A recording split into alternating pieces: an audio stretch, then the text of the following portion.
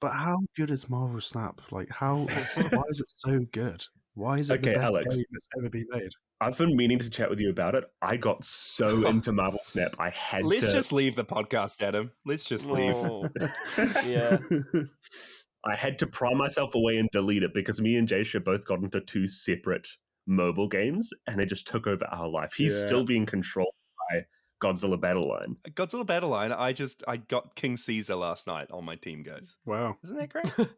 I heard that you can now get it on Steam, which is like terrible news. You can, yeah. Oh, Yeah. I'm the thing is I'm in too deep with it now where like I've invested What collector rank are you? I'm in the thousands now. I mean, too deep. Oh, man. I'm in too deep and I just, I can't stop now. I've paid for the battle pass like 3 times now. I've got so many rare cards. I've like built legit decks. Like it's too late now. I'm like a Marvel Snap guy now. You can't leave. I'm done. Hook, line, and sinker. Yeah. I'm here to the end, to the heat death of the universe with Marvel Snap. Right? I can't do it. It completes me.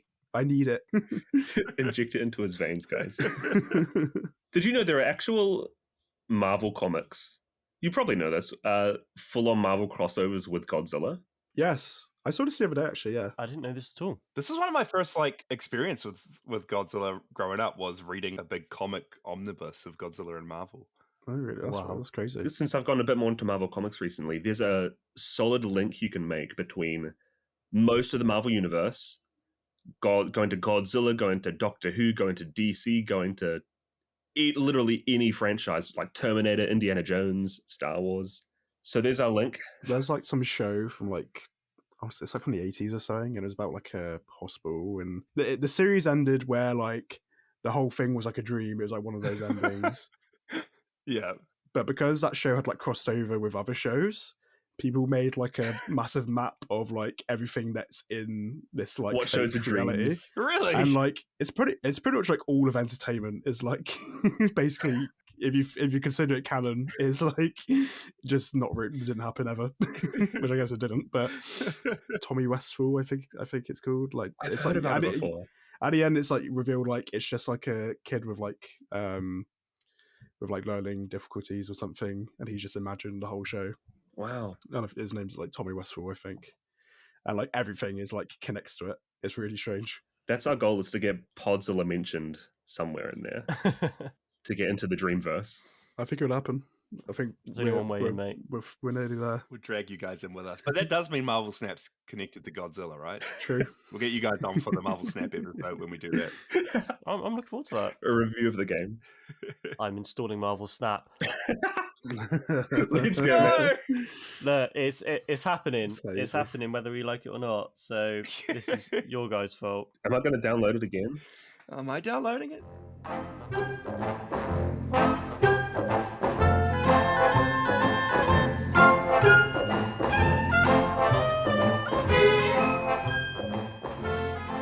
Everybody, welcome back once again to Podzilla, the show where we go through every single Godzilla and Godzilla adjacent movie, film, TV, probably games at some point in order.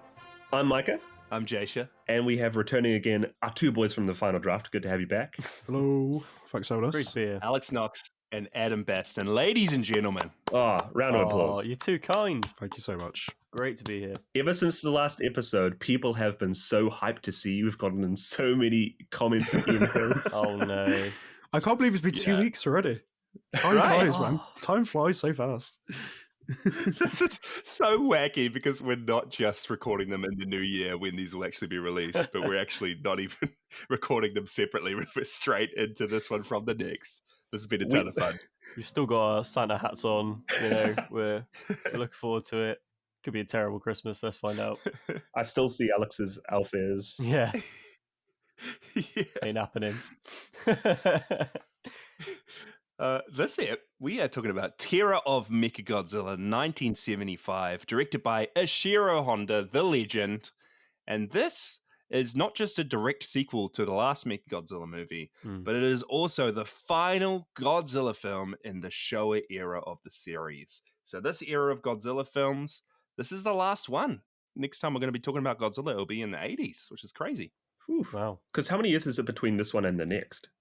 I think it is nearly 10 years Wow. Wow. to the next Godzilla movie after this one. So I did not realize. That's a huge jump. yeah, Wow, what happened? I guess we'll get into it. yeah, who knows? This movie happened, apparently. Yeah, what did this movie do? Oh god. Adam, did you have a bit of a recap for us? Maybe I might do. Okay. It's a bit of a kooky one, but we're used to that kind of stuff here, especially if you've tuned in from the final draft. It's pretty wild. This is an Adam take on this wonderful film in the Godzilla franchise.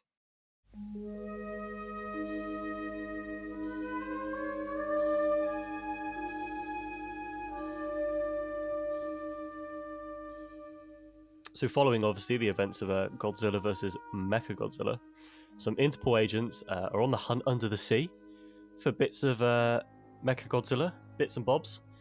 Unfortunately, though, the spelunking is cut short when their kind of submarine is poked by a dino creature under the sea called Titanosaurus, I believe. Correct me if I'm wrong. Yeah, that's right. Good job. You guys are like the dictionary here, the autocorrect. So just butt in at any point. You're doing well. Thank you. So a marine biologist, a mad scientist, and a robot daughter, and all these other folk all obsess over this phenomenon, while Godzilla is still out here surprising everyone with his kung fu abilities, and he's forced to deal with a lot more frustrations this time, fighting kaijus who just won't give up, having to deal with robot counterparts again. Very frustrating for Godzilla, and a difficult challenge given that the controls for this buddy fall to a robot daughter as opposed to a room full of silly alien creatures. It's very frustrating. How will everyone deal with these problems? Hopefully a bit better than Godzilla, but let's find out. And that's this wonderful film. Oh man, that was perfect. That was an Adam description. Masterclass on recapping. That's great. You're That's welcome. perfect. I do try. Yeah, what a movie. This one and the last one have definitely just kind of meshed together in my mind, so it might be a little hard to separate them because I watched them back to back. But we'll try our best. Did you want to start us off, Alex, if you've got any points or anything you wanted to bring up? So yeah, this is like immediately after the previous film. So if you watched last time, Yeah. you know where we're at. I think this one feels different, and I guess it's the change of hand in directors, which is something I want to ask you guys more about because you'll have more just understanding and context on the kind of styles of these films.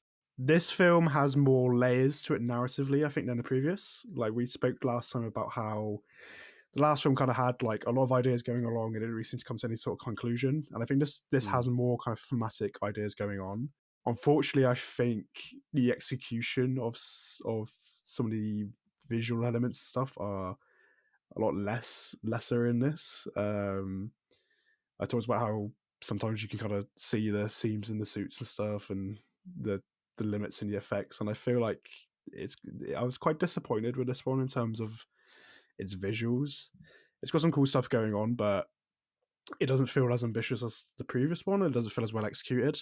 So yeah, it's got a stronger story, but it's also still a convoluted, typical Godzilla story where it's all just there so we can get to big kaiju battle, and that's it's the kaiju battle is good. Again, Mechagodzilla's back eventually. Yeah. There's a lot of there's not a lot of terror of Mechagodzilla in this film, to be honest. No. They couldn't just have a direct sequel of Mechagodzilla coming back for revenge, could they? Yeah, no, but it's an interesting one. It's got cool things about it. Mechagodzilla continues to be one of the more interesting antagonists in this series, I think, and I guess you got Titanosaurus in there as well as a kind of more interesting conclusion. Knocking about. Involve. What's the word I'm looking for? Addition to the team, to the roster. Yeah, there we go. He's a bit more interesting than King Caesar, I think. But, yeah, I'm with you. Yeah, I'm interested to hear what you guys thought about it. I really like Titanosaurus, and I love how this movie, again, yeah, we can't just get a classic Mechagodzilla movie, it seems. It seems like classic Mechagodzilla movies weren't even a thing to begin with. This is the Titanosaurus movie, baby. This is like Titanosaurus thwarting people under the water. We got this plot with a crazy scientist who his whole life purpose is to want to control this giant undersea monster. and people like shun him because of it. It costs him his career. No one believes that he could do it or should do it. So it's just this whole random plot about this scientist and his robotic daughter that died and was brought back to life by aliens, and them trying to control Titanosaurus. And I really loved that side of it. Like, I really love that story. It is just very campy, very classic, like sci-fi, almost horror vibes with the mad scientist type thing in there. I liked it. I also really liked Titanosaurus and how the movie starts off with him just like his attack underneath the water. We hear his roars. I think it was a real interesting addition and really was not what I was expecting from this at all. Other thing was that Godzilla isn't even in this until the 50-minute mark. Yeah. He's in a bit of a recap at the start, but 50 minutes until Godzilla shows up. It's a lot of build up. I enjoyed your letterbox review saying how you really enjoyed a cameo from Godzilla in this.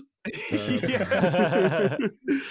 Because he's not a part of this at all. I mean, who's Mechagodzilla's greatest enemy? It's Godzilla. And it's like, well, he's not even there, bro. Like he's nowhere to be seen. It's King Caesar and Titanosaurus, right? Those are his big villains. Yeah, exactly. How about when he does come in finally, though? The little silhouette on the horizon with the lightning. Yeah, it looks awesome. Mikey, you watched this one with friends, right? Yeah, so I watched this with two of my friends. One of them is big into Doctor Who, so they've seen a lot of the older 70s, 80s iterations of that show. One of them has never seen any Godzilla movies other than the more recent MonsterVerse ones. And has barely seen any older movies. So they were even floored that, you had people acting in suits for this movie. It was great fun watching them watch this movie because they were just enthralled by every single little bit. But no, I actually want to highlight the human story of this movie because yes. Well, the whole plotline for this movie is you have Titanosaurus coming in, but he's actually being controlled by a scientist played by Akihiko Hirata. Shout out to him. He was Dr. Serizawa in the original Godzilla and the leader of the Mysterians back in that movie. You know what's random as well, though? He was in the last movie, Godzilla vs. Mechagodzilla, playing a completely different scientist. I think they did that with a few characters, but there's a few actors that are back in this one from the last and are just completely different. Different characters, yeah, it's great. But no, you have this doctor controlling Titanosaurus and then being hidden away from society for about 15 years while working with the aliens to take over control of him. But at the heart of it, you have this really cool story between Akira Ichinose, who's played by Katsuhiko Sasaki, and Katsura Mifune. She's the robot girl played by Tomoko AI. And I just really loved their involvement in this story. It's very sci-fi, very campy, but I just love it. You have this story of this robot girl who her mother's died and she was turned a robot against her will, and now she's having to they say that her heart is cold now. It's full of vengeance and hatred. But then there's Akira, who's still feels like he can love her and bring her back. What is his line at the end? It's like, no one has a heart warmer than yours. Oh, dude. I'm getting to that. It's so great. So you have this whole plotline of you have Mechagodzilla, but he can't be as powerful as he would be without living brain tissue of superior quality. Yeah, of course.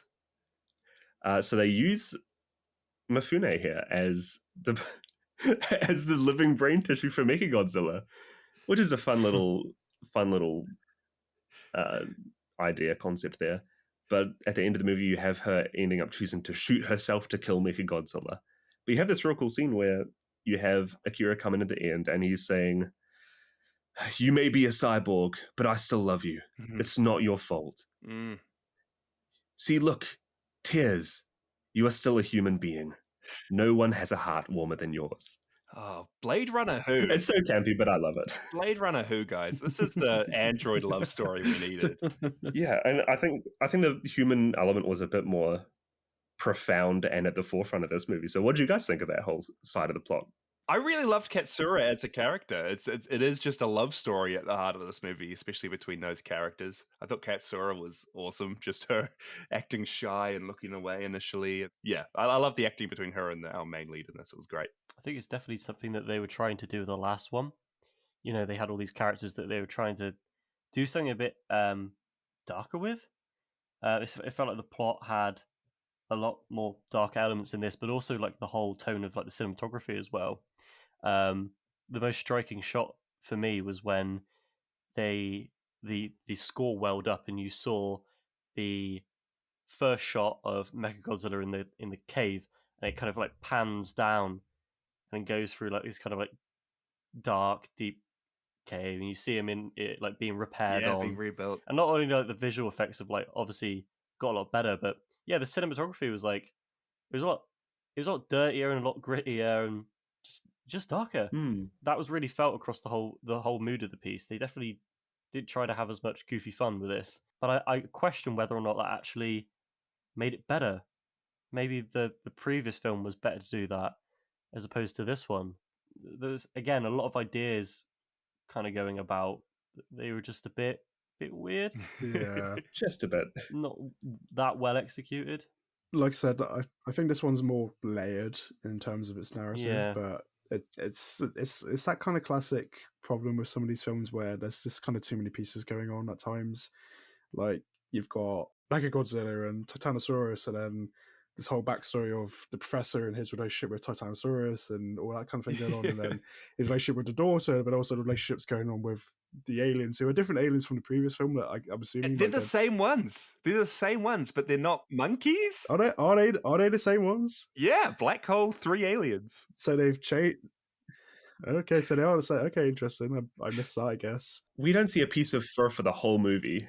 I was sad about it. That's why I assume they are different, because we didn't see any fake, really weird fake monkey faces going on. I know this one has more pieces going on, I think, but like I and then also you've got like the Interpol agents working and stuff. It just seems a bit more. I think it's a bit more on focus, and I admire what they're trying to do with like this kind of love story angle, but I feel like it never really gets enough time to shine. You quoted that like, you may be a cyborg, but I still love you line, and like to me that line was hilarious because it's just there's no build up to it. It's so tone deaf, and it's like I don't know if we ever really got a true establishment of like that they have a solid relationship. I don't know if that's really what the film was up to. I think the film was more interested in these aliens and Mechagodzilla. Yeah. We don't really get any romance between them or chemistry. It is just the main dude just constantly fawning after her, and her kind of just being an evil, mindless robot. Yeah. You missed the scene where she gave him some of the Titanosaurus research books. Oh, you're right. She did. Was that supposed to be romantic? That was an act of true love. I suppose so. I mean, they say love's dead, but you know, this is a very strong case against that. Research papers, yeah. Even though the cast in this one is like quite, I think it's smaller compared to the previous as well. I found it even harder to track characters in this one as well. Yeah. Like I can't remember her name now. I'm so sorry, but the robot girl, Katsura. Like she was really confusing me because obviously you're seeing her interacting with the Interpol agent, but also with her father and the aliens and stuff, and it almost felt like they were like different characters, and I was actually getting confused, and I was having to remind myself like, no, that's the same person. And and there were moments where she was like going around with like some random old man. Who was that? Did I miss something? No, I was going to talk about him. He might be my favorite character in this. Is this the old guy that grabs her arm and makes that face, trying to like stop her in the house? She's just being like chaperoned by this really old man, and I was like, have I missed something? Like, was he a character? He's just there. I'm like, okay. Yeah, it's so crazy to me that like at this point in Godzilla movies, or majority of Godzilla movies aren't simple plots, right? They are just literally so much going on. And I thought that we might get a more simpler plot this time around, with the emphasis on Titanosaurus and the father and daughter at the beginning of this. But then, yeah, it just goes the second half of this movie specifically, or when it gets into everything else, the Interpol agents, just the random research people in this movie. It's all over the place. It's crazy. Yeah, I think this one continues from the previous of like being a bit more darker, I suppose. Yeah. The kind of idea that she's died and now she's this kind of cyborg is interesting, and there's that scene where she's kind of she's on like the operating table and stuff, and wait, she's naked, right? There's boobies in this film. There's boobies. That's just Just not acceptable. I thought those were prosthetics. I imagine they weren't real. Is this acceptable for the Children's Film Festival, guys? I don't But then there's also the whole thing where there's all these scientists who've been captured and they've all had their necks like slit so they can't talk. That's right. Yeah. I was like, okay. I don't know what's happening in these films. They just keep hitting me with these like really dark revelations. There's that scene at the start where the prisoner escaped and he was like, he saw a random dude coming out of a manhole and traced Interpol That's on his right. hand. Yeah, crazy. And the guy was he's just stood there like, what's he doing? He's just like carving it into his hand. He's just there like, what's he up to? Okay. Ooh. Yeah, it's very binary, this movie. I feel like it kind of like jumps from like, especially characters, they just jump from like, they state what's happening. Like, even after that little bit where it's like, this is what happened. I think the person who they were speaking to, they just go, okay. Scene cuts. And then it's on to something else, and someone else would go, oh, this is happening now. This must mean this. Yeah, you're right. New scene. There's a lot of things that don't really, they don't build things very well. Dialogue in this one is not on point. Not fun. It's not a shining moment. It's not No. hilarious. Yeah. Last time I watched with dubs, and this time I watched with subs. I don't know if it's just a loss in translation thing, but it's just there is just an awkwardness in the translation Yes, of the right. lines, and I don't know if it's just something that's being lost in translation or if it's literally just like it's just awkward, man. It just awkwardly. I don't know. It's hard to say. The problem is that it kind of you never really feel super grounded with these characters, and you never really get like a sense of their relationships. Like when we meet like the two Interpol agents for the first time, and they're like, "Oh yeah, we're all college buddies and stuff." It's like, okay, that's good. Like building and establishment of their relationship. Yeah. Then they don't spend any time together throughout the rest of the film. Play that up a bit. Totally, right? Yeah. part of the enjoyment of watching characters on screen is watching their relationship and feeling the vibe of watching their chemistry and stuff, and Figuring the rest out. Yeah. there isn't a lot of that in this film. That ties into like the love story thing. It ties into their relationship. Yeah. There's a lot of very just kind of like awkwardness in this film compared to the other one, which is weird because those characters weren't as fleshed out. We didn't know as much about them, and yet somehow they film way more flat. Yeah, and it's like their title was a good enough kind of plot point to explain why they feel those things. Mm. It was like, oh, well, she is my daughter. That's why I feel it. And for me, that's not really. You're also adding the layer of, oh yeah, she's not actually real anymore. She's like a cyborg that's like a mind thing for a massive robot. I can't just work off, oh yeah, I care about her a lot because it's my daughter. I need a little more, a little bit more than that. You got to show the relationship, yeah. Yeah, you're just telling. It's a classic. This is like, yeah. And it is curious to me that Alex mentioned that I think a lot of performance in dub, but even in like translation of text is lost. Yeah. Because we don't have that benefit of seeing performance through dialogue delivery. Totally, right. As much as you would if it was recorded in English. And obviously that's a very us problem, but like it's definitely something that affects the way that it comes across. And you can't take it any other way as other than this is very binary. This is very yes, no, okay, no. Yeah. Well, it's interesting because this was a first-time scriptwriter, and it was actually the first Godzilla screenplay to be completely written by a woman, Yukiko Takayama. This was her first script. And she was really passionate about the story she had. She really loved the ideas of mixing the kaiju with this robotic love story. It is very linear, which is a shame. But apparently, Ishiro Honda, the director, just really loved the script, really loved the passion she brought to it, really loved the new ideas. And he was really, really proud of this Godzilla movie. It was one of the favorite ones that he'd done. It's really great. I actually really loved the story for this movie, but the script is... Yeah, the friends I was watching it with, I think they went on like a 5-minute bathroom break, came back. Now that's what happened. I literally could not tell them because it's just 5 minutes of people talking. And even in all the dialogue scenes, it seems like the things they're talking about, you don't need to show them. You could easily do without quite a lot of this movie and still come in with a I'd say a slightly better final product. Yeah. One of my favorite things about this movie was the actual kaiju stuff. Yes. I really loved just so anytime the kaiju were on screen, Mechagodzilla and Titanosaurus destroying Tokyo. It's insane the amount of like miniature destruction and explosions going off everywhere. The amount of like laser rotoscoping they did for their abilities. It's just like a tour de force for practical and visual effects at the time. Oh, So Oh, come on. the thing that kind of really spoiled the film for me, I don't know, Go man. on. let's get into it. I didn't feel I was impressed by the visuals in this one. I could see a lot of the seams, and it was really taking me out of it. Because you mentioned you couldn't see many seams in the prior one to this. Yeah, I think they worked in the limitations in the first one, and I think in this one they pushed it too far. I think conceptually I like the idea of, we're actually going to see them battling in Tokyo and in the city and causing the destruction. Like, that adds a lot more to the narrative. But the execution of it at times felt a little weak for me. Like, I'm thinking about, that little bit where this kid, there's two kids, and one of the kids is like, "Oh, I'm gonna go see the Godzilla, I'm gonna see the kaiju destruction," and his friend's like, "No, don't do it." And then you just see kind of like an awkward rotoscoped like foot coming down, and then Godzilla just kind of like pops out of frame, but like only within seconds after that.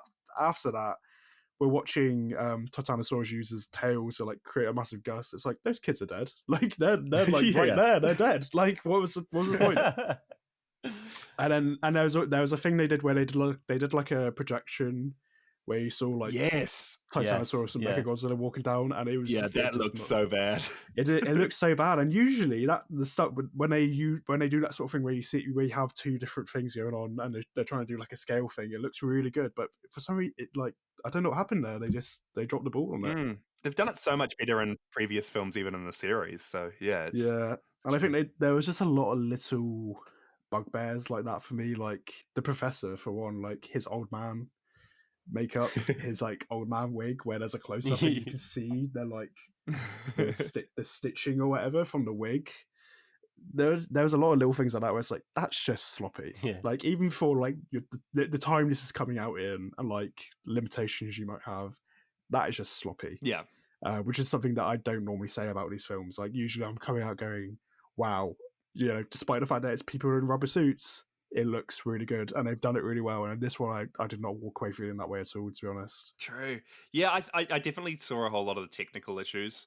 I think that the thing that impressed me the most out of the effects were just like seeing so many explosions on the screen and being like, well, they would have done those all in camera. Like, that's pretty cool. Yeah. And then also just loved little pieces of like practical stuff, like when they're bringing Katsuma back to life and you see all the robotic moving parts inside of her. Like that kind of stuff, I just got a kick out of seeing it. Like that's pretty cool to see that they did that back then. But you are completely right. Like that scene where Mechagodzilla and Titanosaurus are walking towards the city, and it's not even in scale. Like it's cut off at their like chest. No. The projection is like at an angle. Like they're like warping as they move forward. It's really it's quite a shame to see. And it's little things, like when you get like a close-up shot and obviously like it's miniatures and they're using like toy cars, but they're very obviously toy cars and stuff. It's just there's a level of like, I can let it go and just accept it, and I think they kind of went a bit too far, is all I'm trying to say. Like I think if it had railed back a bit and some of the effects were a bit more polished, I would be absolutely fine and probably saying the same things as you, but there were just too many little issues for me. No, totally valid. No, because I actually kind of vibe with you there, Jasha, on the effects that they used, because admittedly there's a lot of stuff that looks very choppy. Projection and all the rotoscoping and cutouts on the horizons doesn't look great at times. There are other scenes where it looks fantastic. Like Adam, you said when they're doing the big pan from the bottom up of Mechagodzilla. Absolutely. Oh, specifically when they were going top to bottom, almost it felt like a very Minds of Moria scene.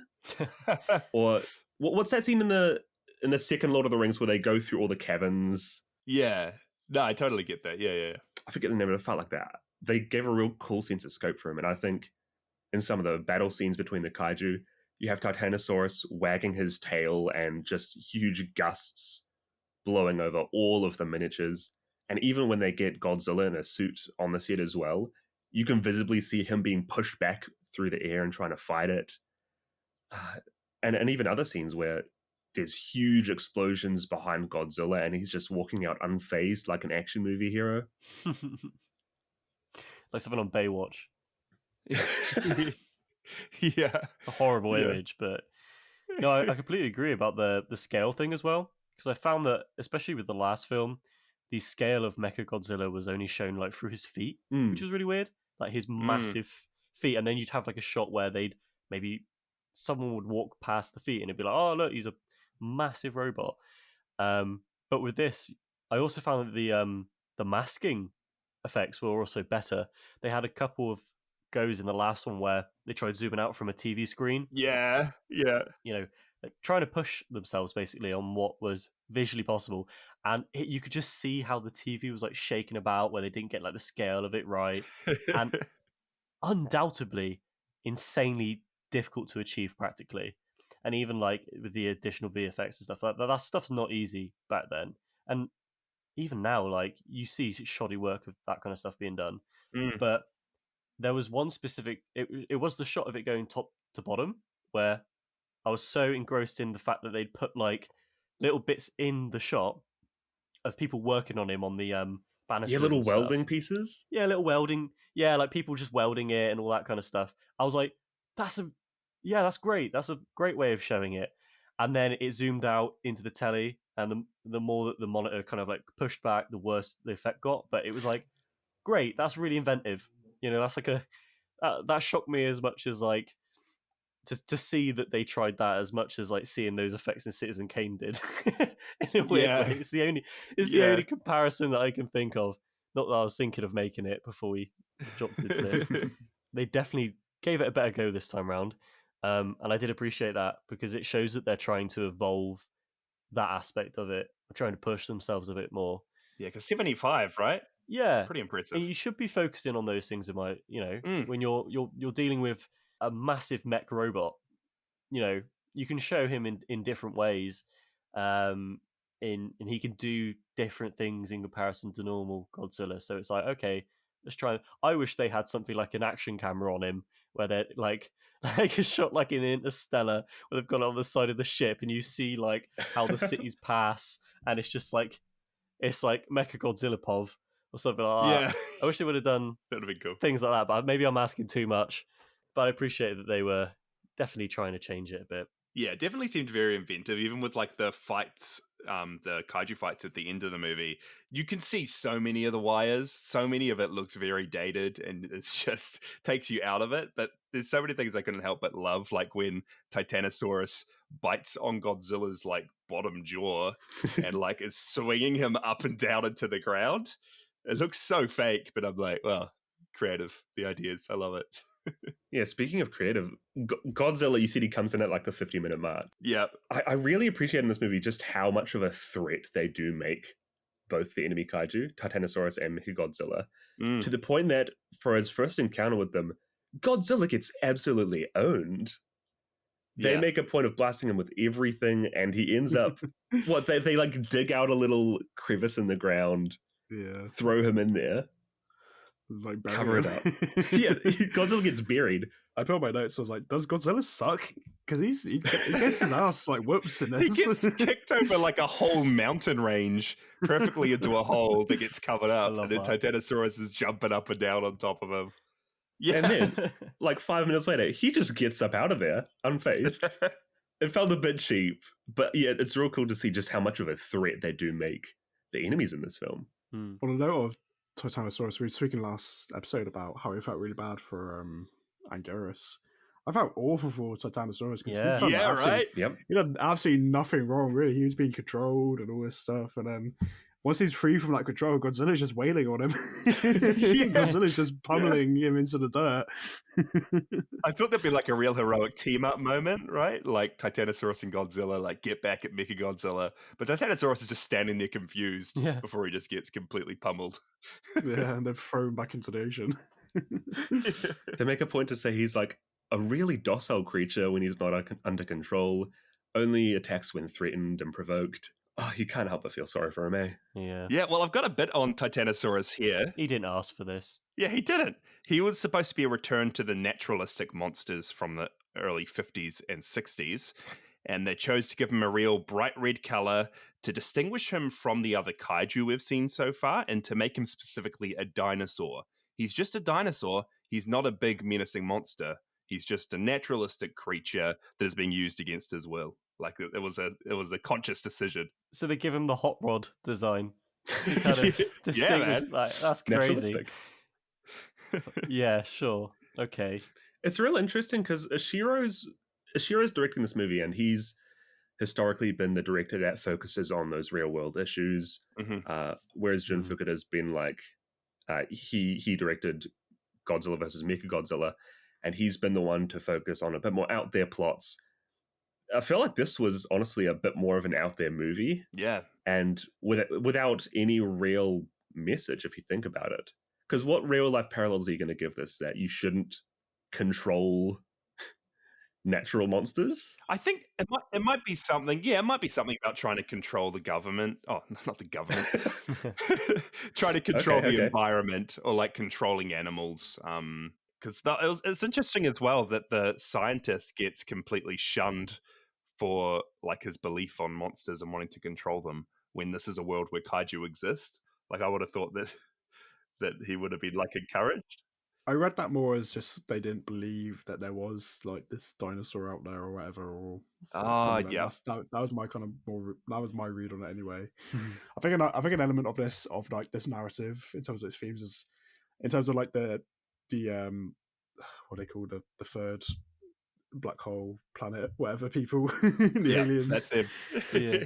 Official name. Black Hole Planet 3. Their plans like more kind of described in terms of like they don't want to destroy the Earth. They actually want to kind of like rebuild it and like improve society, I guess, or like create a new society or whatever. We get snapshots of this futuristic city, right?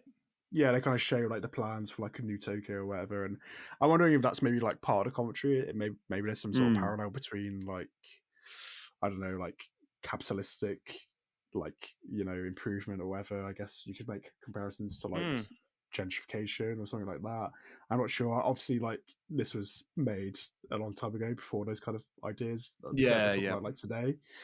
But it was on my mind, and I thought it was interesting. I don't know how much of the narrative is really about that. Yeah, but, very true. It was like a nice kind of element, and that's what I mean in terms of like this film's more layered than the previous because like there are ideas going on, like the whole idea with I forgot her name again, Cyborg Lady. Yeah, the idea of like her being kind of half machine and her being more cold and what does that mean? And like, and that tying in with Mechagodzilla, like that Mechagodzilla is just cold, you know, he is just the brutal side of Godzilla. He doesn't have the heart or whatever. Like, what does that mean for a person? And obviously they tie it in with her being the one who's piloting Mechagodzilla. This film has ideas. Yeah. I don't know if it comes to as many conclusions, but it's got more ideas than the previous for sure. Yeah.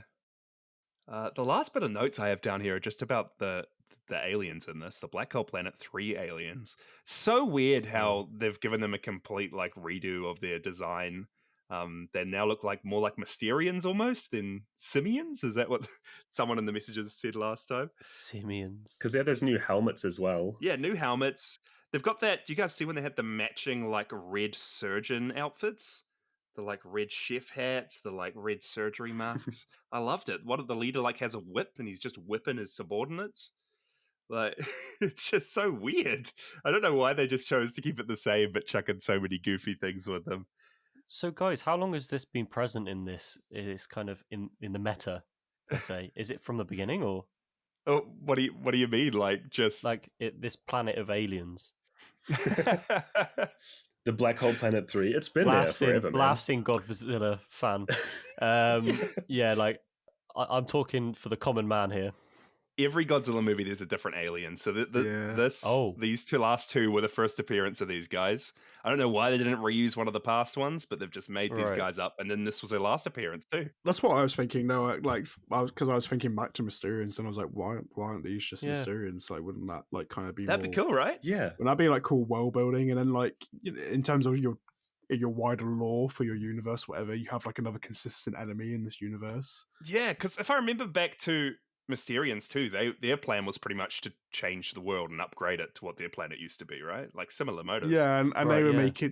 making they made a mecha kaiju like it's there surely, you know, like I guess it's like the same psychology behind how they feel with Godzilla, where it's like it's not enough to just have Mechagodzilla and Godzilla Yeah. in the same way that it's like, oh, we have to introduce a new type of alien this time, otherwise it's not going to be interesting. It's like, well, actually, if you just focus on like one thing and yeah, like Alex said, like world build, maybe that might be interesting. But I guess they were sharing that psychology. wasn't of, really like, on the mind back then, I guess.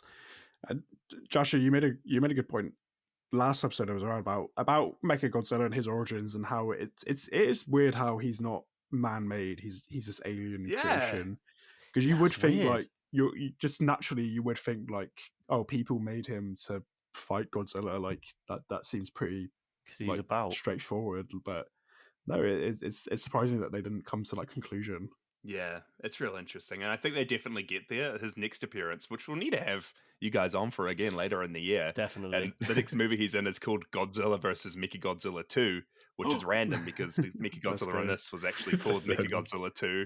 Yeah, it's who knows. But in that one, I think it is humans make it to fight Godzilla. Don't quote me on it, but we'll have to see how that one goes. That makes perfect sense. Yeah, Yeah. because he's just pottering about, and he's a danger who's destroyed cities multiple times. You'd think that like the army would be like, yeah, we need to get on that. We need one of them, but Yeah, just better, right. like a robot Right. one. Well, that's almost where I thought it was going though, because the whole kind of setup for the films that the Interpol agents want to find the Mechagodzilla parts because I'm Exactly. assuming Yes. Yeah. they want to have a Mechagodzilla. Yeah, they're trying to figure out how it works. Yeah. It's weird that it doesn't do much with that thread, right? Yeah, there's no kind of exploration of that idea. Yeah. I know there are some real cool ideas and origins for Mechagodzilla, even after the next one. Huh.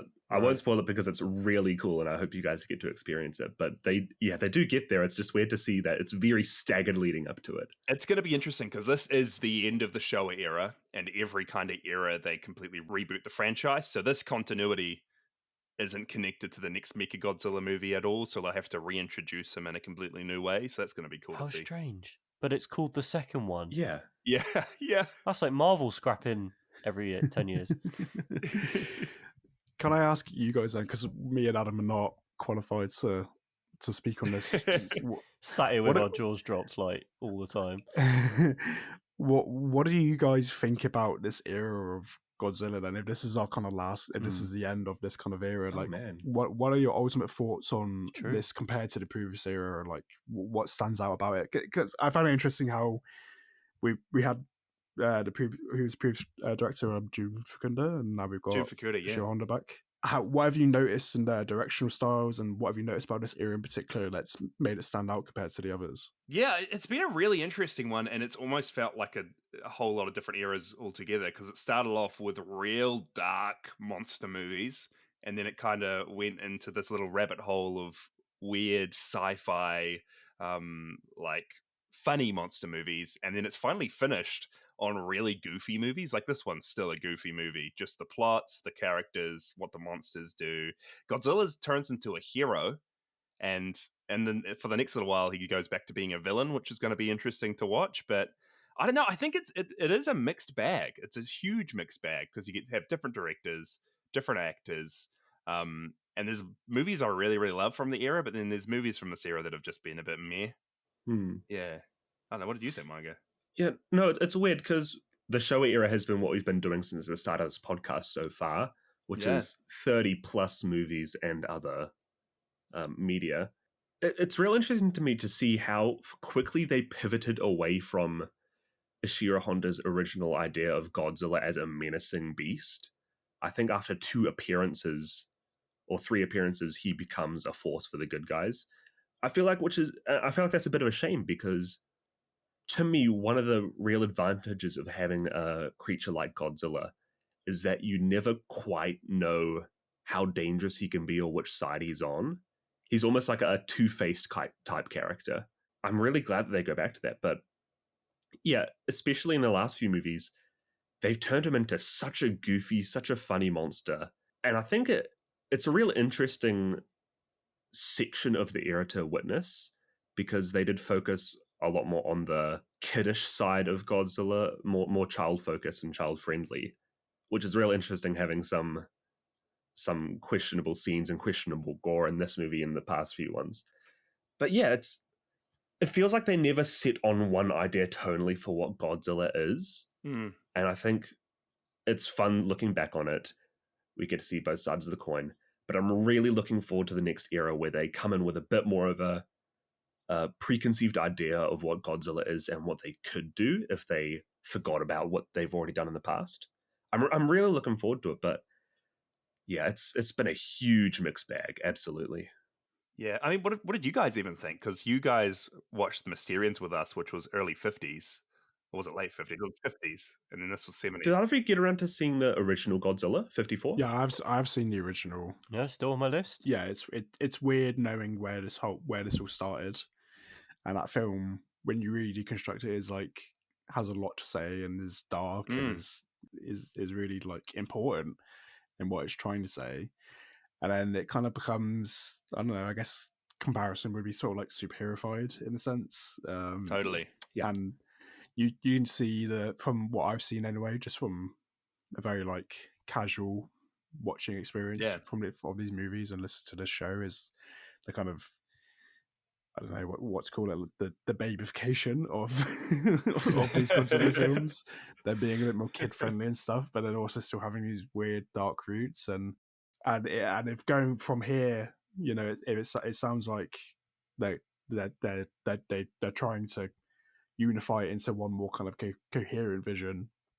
And I think that's needed, because it is like, these films are wild and they're all over the shop, and you know they're not very consistent in what they're trying to say all the time. And it's going to be interesting seeing this kind of next generation of kaiju films going from here. Yeah, no, that's perfectly summed up. Yeah, I think we've already covered them a lot, the characters in this one. Do you guys have any standouts other than the old man chaperone?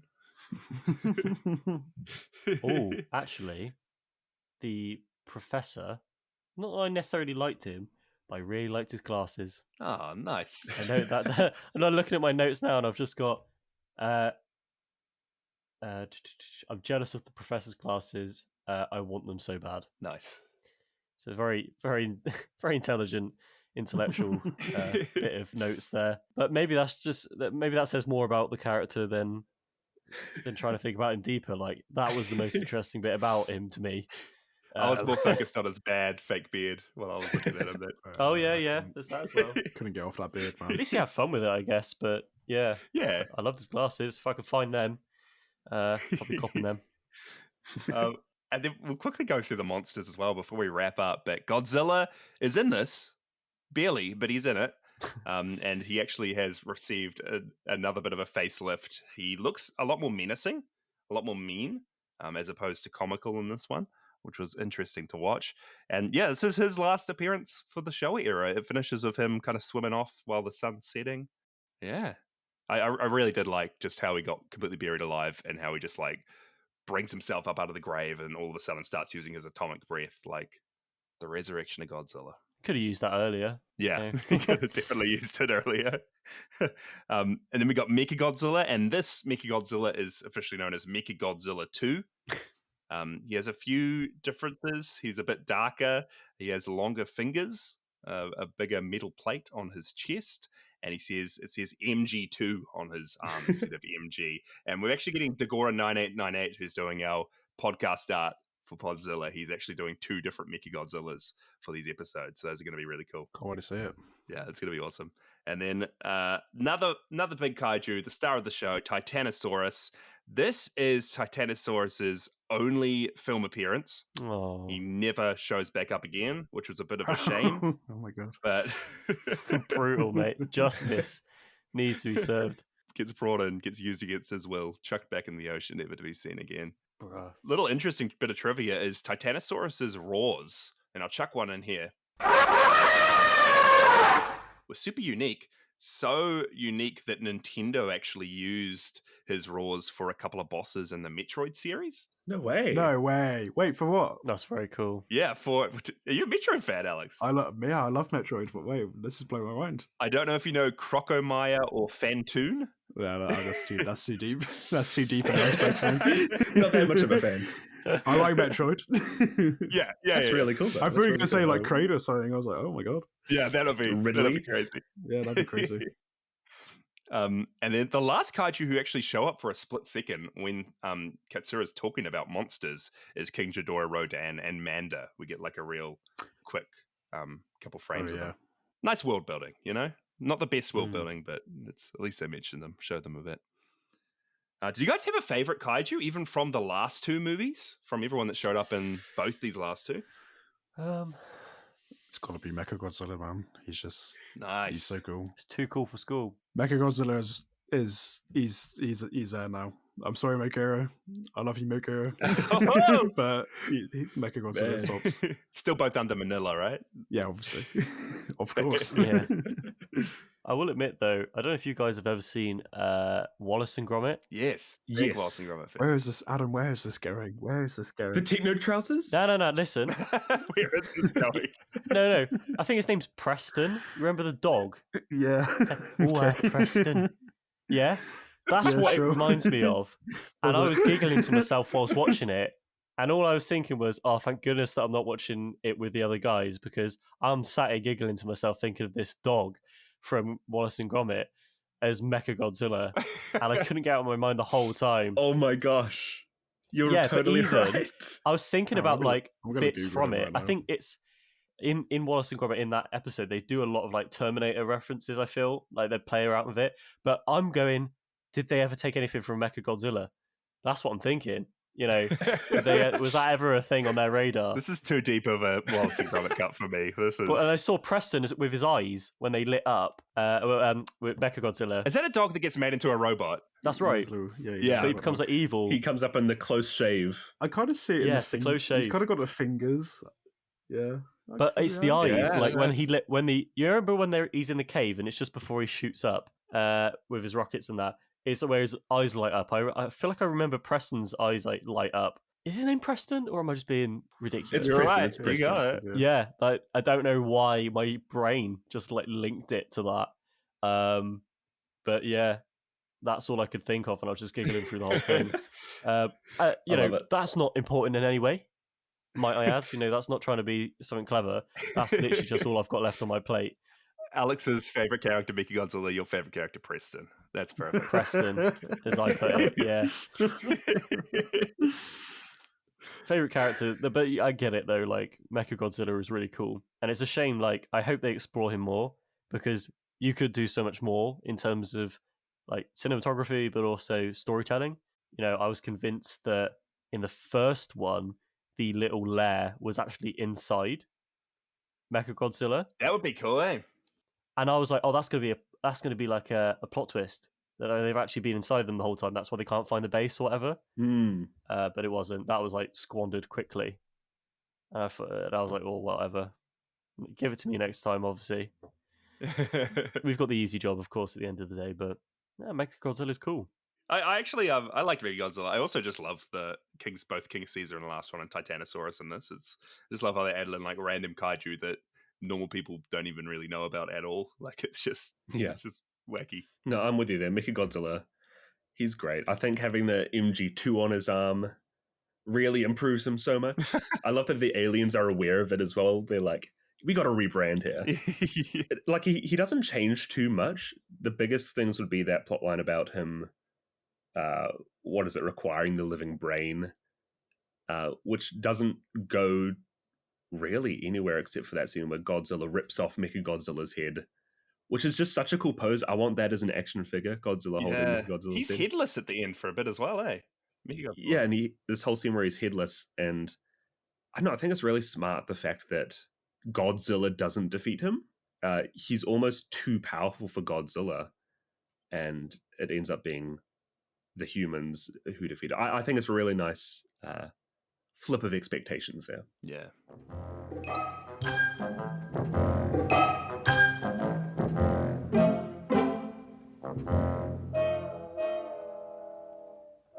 Awesome. Well, I've just got a few bits of trivia. Not much for this movie, surprisingly, but the whole Godzilla series was placed on a hiatus from 1975 through to 1984 because this movie was a huge box office failure. Wow. It just made it so that Godzilla was put on hold for nearly 10 years, which is a bit random. The only other one I have here is that this was also Akihiko Hirata's final appearance in a Godzilla film. So that was the mad scientist professor in this one. He has been kind of throughout this series more times than any other actor, it seems. And he was set to portray another doctor in the 1984 film after this, but he unfortunately became severely ill and passed away prior to the film's release. So what a role to go out on. I did really enjoy his role in this one. He was great. But that's all that I have for the trivia side of things. Should we try to wrap this thing up?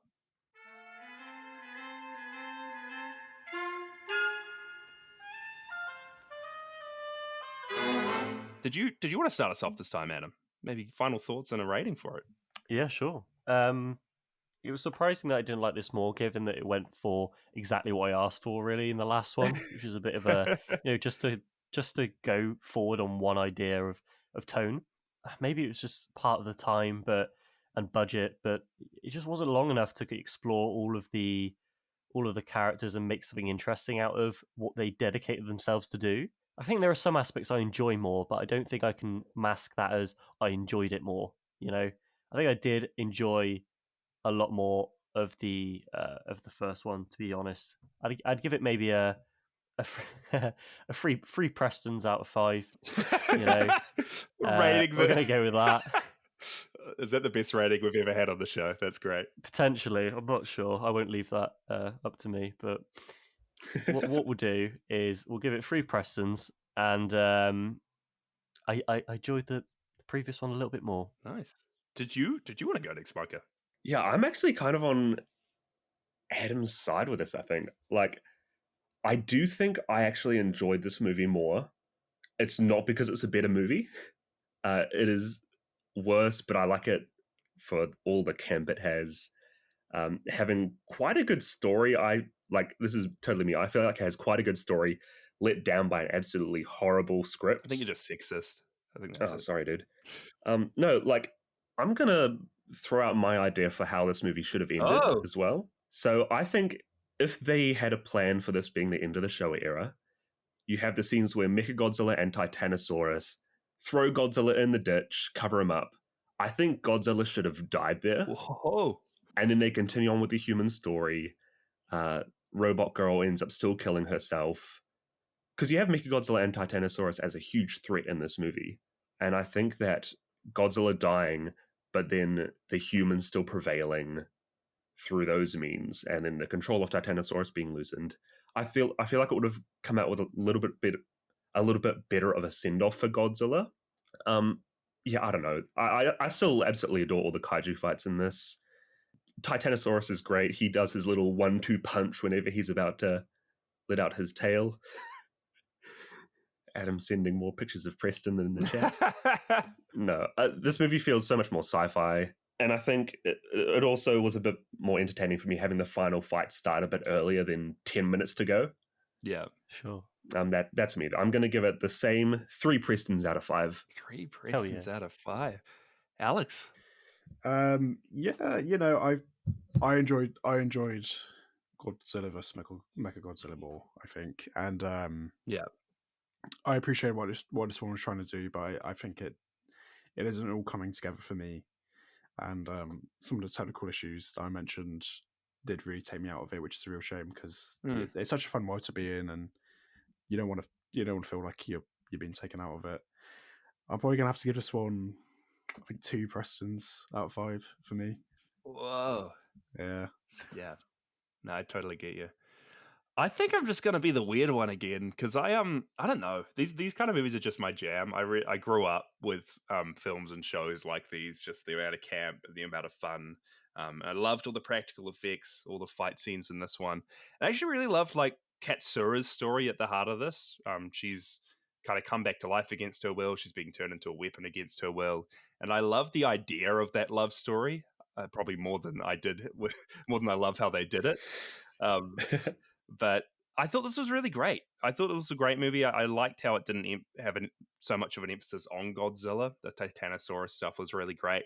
I'll probably give this one the same. I'm going to give this 4 out of 5 Prestons for Terror of Mechagodzilla. I like both this and the previous one for different things. Mm. Go another whole spectrum again. Yeah, right? I think something that's important to say is that these recent movies have been some of the best out of most of the Showa era. Right. We've been through a big slog in the middle, Sure. so I don't know. Having iconic characters come in and seeing them in all their glory is a really cool thing after so much time without them. Right. Yeah, it was definitely cool to see Mechagodzilla finally in these last 2 episodes, even if he wasn't as great as I thought he was going to be. But he'll get there. He'll get there. We've only got a handful of messages for this one. One of them is from David, so I'll read that out. This is one of my all-time favorite Godzilla movies. To me, the 3rd best in the whole Showa era after the original 54 movie and Godzilla vs. Mothra. The strength of this movie is its focus on Katsura.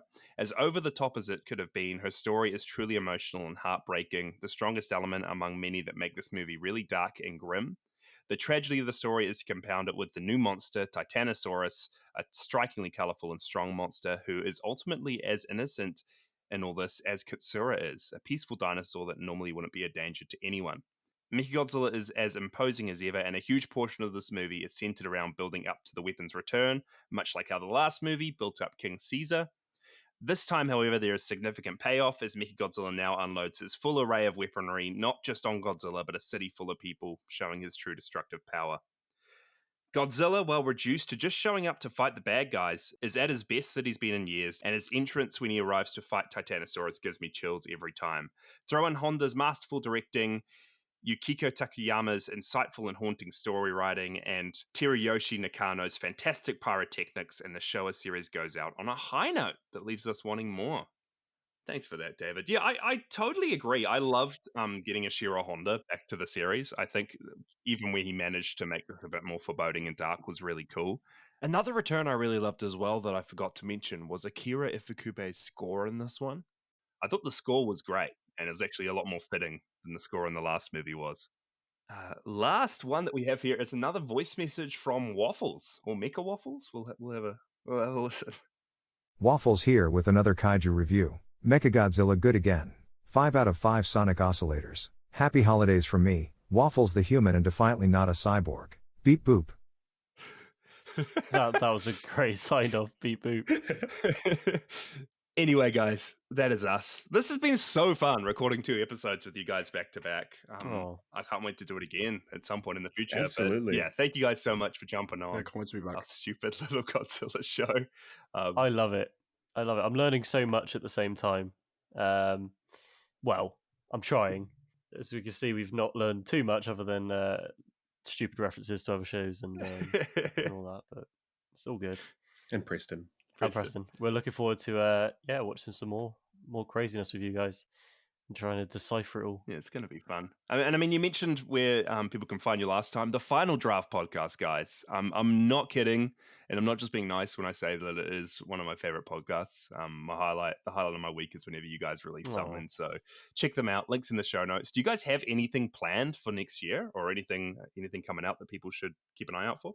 If you are familiar with us, you know that we've been a bit irregular with uploads.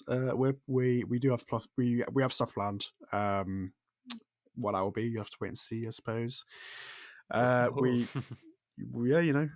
be covering new stuff and continuing on with our usual stuff that we do.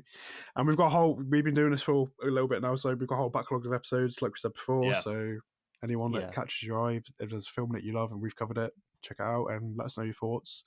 Get in contact with us. We're all on socials, and you can join our Discord and all that good stuff.